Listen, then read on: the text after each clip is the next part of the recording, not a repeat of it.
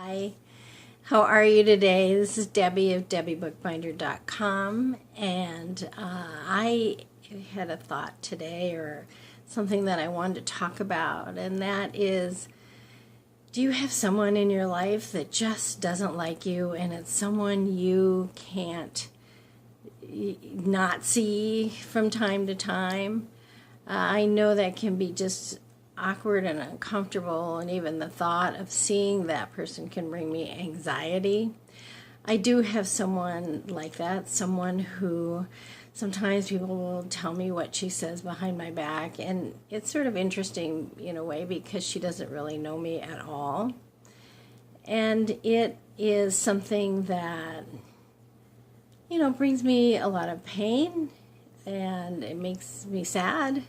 But it also, of course, makes me angry at times, and I have just, judgmental thoughts back against her.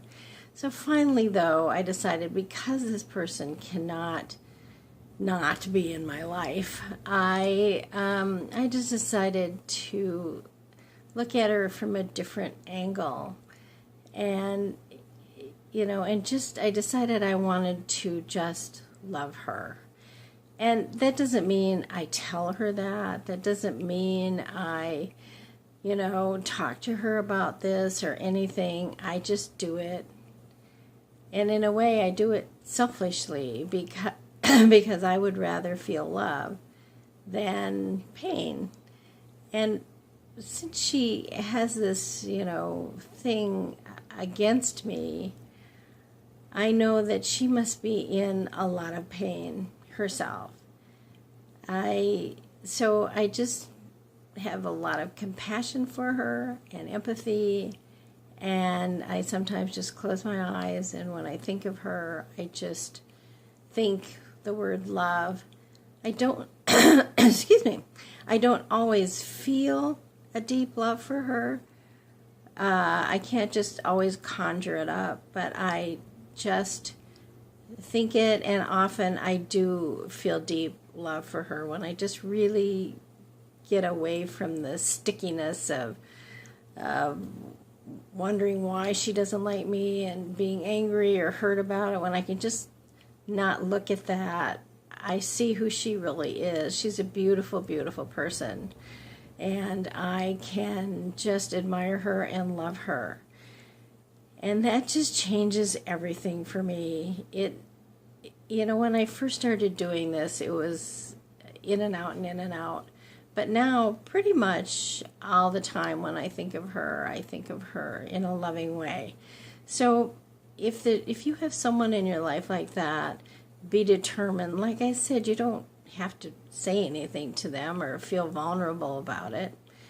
And to some degree, the relationship has gotten somewhat better. It doesn't mean that she and I are going to become best friends or anything like that, and that's okay.